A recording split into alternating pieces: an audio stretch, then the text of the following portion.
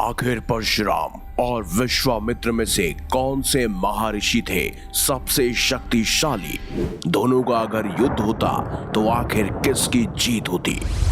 आप देख रहे हैं मिस्टीरियस हिंदू। तो चलिए अब करते हैं ज्ञान की बात। वीडियो में आगे बढ़ने से पहले हमारे चैनल को सब्सक्राइब अवश्य करें और बेल आइकन जरूर दबाएं। साथ ही कमेंट बॉक्स में जय परशुराम जय विश्वामित्र अवश्य लिखिएगा। भगवान परशुराम और महर्षि विश्वामित्र दोनों ही वैदिक काल के विख्यात ऋषि, महायोगी, महाप्रतापी और तेजस्वी महापुरुष रहे हैं। माना जाता है कि परशुराम भगवान विष्णु के छठे अवतार हैं, जिन्होंने शिव जी की कठिन तपस्या के वरदान स्वरूप एक परशु प्राप्त किया और ये सतयुग, त्रेता युग और द्वापर युग के साथ साथ कलयुग में भी मौजूद है। वही विश्वामित्र जी का जिक्र वाल्मीकि रामायण में किया गया है और ऋग्वेद के तीसरे मंडल के महामंत्र गायत्री मंत्र के रचनाकार भी स्वयं महर्षि विश्वामित्र ही हैं। इसके अलावा इन्होंने ही स्वयं भगवान श्री राम और लक्ष्मण जी को अस्त्र शस्त्र दिव्यास्त्रों का ज्ञान दिया था। तो आखिर परशुराम जी और विश्वामित्र दोनों में से कौन अधिक शक्तिशाली है? आज हम इन दोनों महर्षियों की तुलना 3 श्रेणियों में बांटकर करेंगे। तो चलिए विस्तार से इस वीडियो को अंत तक अवश्य देखिएगा।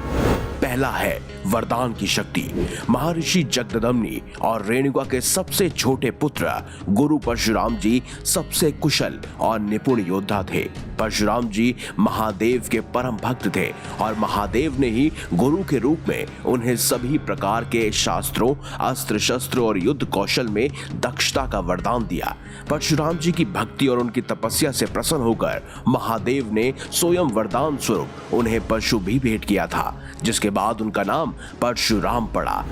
इसी के साथ परशुराम जी को महादेव से कल्प युग तक चिरंजीवी होने का वरदान भी स्वयं भगवान शिव ने ही दिया और परशुराम जी के होने का प्रमाण सतयुग, त्रेता युग और द्वापर युग में भी मिलता है और कहा जाता है कि वह कलयुग में भी अभी भी जीवित है और महेंद्रगिरी पर्वत पर महादेव की तपस्या में लीन है।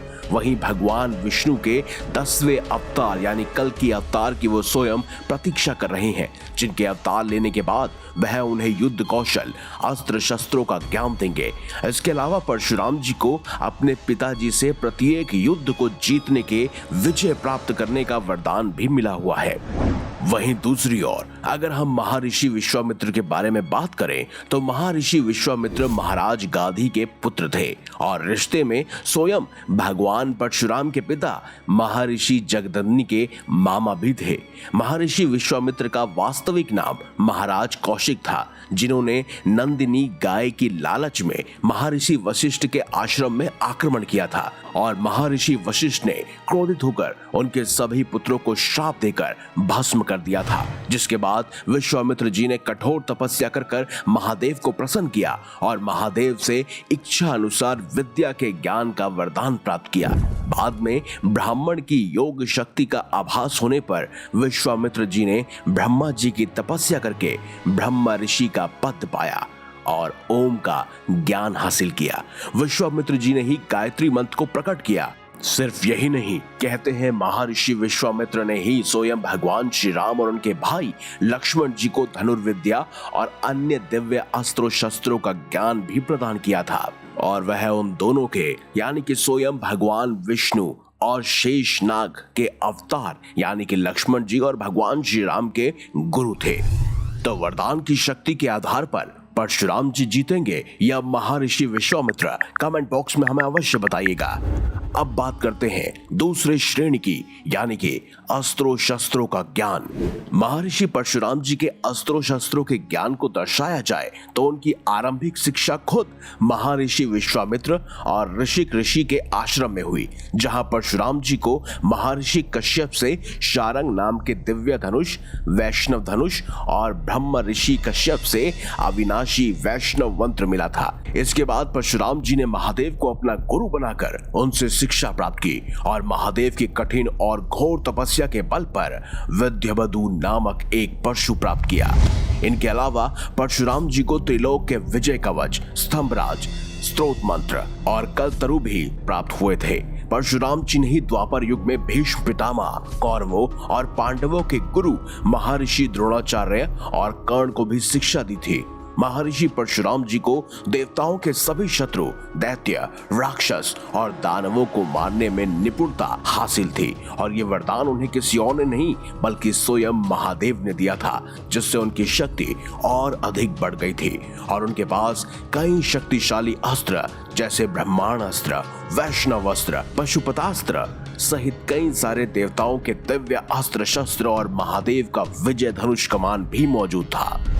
वहीं अगर विश्वामित्र जी के बारे में बात की जाए तो रामायण के अनुसार भगवान श्री राम को अस्त्रों शस्त्रों के ज्ञान के साथ उनके सभी दिव्यास्त्र भी स्वयं ऋषि विश्वामित्र ने ही प्रदान किए थे।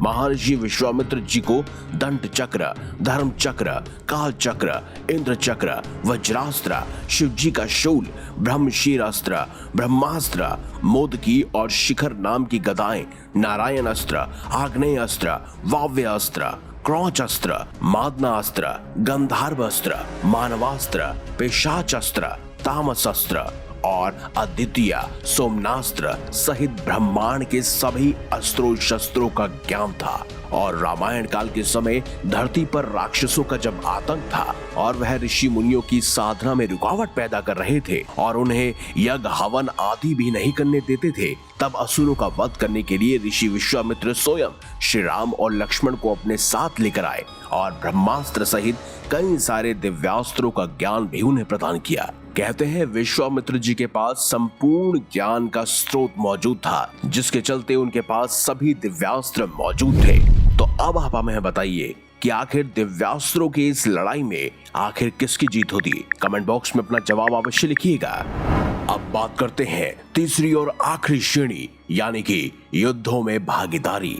परशुराम जी को भगवान विष्णु का छठा अवतार भी माना जाता है। उन्होंने 21 बार धरती को क्षत्रियों से विहीन कर दिया था। इसी तरह एक बार परशुराम जी कैलाश पर्वत पर महादेव के दर्शन करने गए तो गणेश जी ने उन्हें महादेव के दर्शन करने से रोक लिया, जिससे क्रोधित होकर परशुराम जी ने गणेश जी का एक दांत तोड़ दिया। इसके अलावा परशुराम जी ने एक बार महादेव के साथ भी युद्ध लड़ा, जिसमें परशुराम जी की जीत हुई थी और इससे प्रसन्न होकर महादेव ने उन्हें परशु भेंट किया था। परशुराम जी ने अपने ही शिष्य भीष्म पितामह के साथ भी युद्ध लड़ा था, लेकिन 23 दिनों तक घमासान युद्ध के बाद भी परशुराम जी भीष्म पितामह को उनकी इच्छा मृत्यु के वरदान की वजह से हरा नहीं पाए। इन वरदानों के अलावा परशुराम जी ने अपने पिता के हत्यारे यानी सहस्त्रबाहु अर्जुन के साथ भी युद्ध किया और उसके वंश को पूरी तरह से मिटा दिया और उसके बाद लाखों पापियों शत्रुओं का भी उन्होंने वध किया था। वही ऋषि विश्वामित्र की बात की जाए तो ऋषि विश्वामित्र ने महाराज कौशिक के रूप में गुरु वशिष्ठ से युद्ध किया था। महर्षि विश्वामित्र के पास ब्रह्मांड के सभी अस्त्र शस्त्रों का ज्ञान मौजूद था, जिसे उन्होंने श्री राम को भी सिखाया था। विश्वामित्र जी का जन्म भले ही क्षत्रिय कुल में हुआ हो, लेकिन वह ब्राह्मण गुणों से परिपूर्ण थे, इसीलिए उनके द्वारा किसी भी और युद्ध का कोई भी विवरण महाकाव्य में नहीं दिया गया है। तो यदि इन दोनों योद्धाओं की शक्तियों को देखा जाए तो इनके बीच युद्ध की कोई परिस्थिति आती ही नहीं है, क्योंकि स्वयं परशुराम जी के गुरु कोई और नहीं बल्कि विश्वामित्र जी ही थे। दोनों ही एक दूसरे को भली भांति जानते थे। ऋषि विश्वामित्र जी ब्रह्मा जी के शिष्य थे तो वहीं गुरु परशुराम जी महादेव के शिष्य थे और दोनों ही धर्म के पथ पर अग्रसर थे। और यदि इन दोनों के बीच अगर युद्ध की स्थिति उत्पन्न होती तो शायद इस ब्रह्मांड का अंत तय था।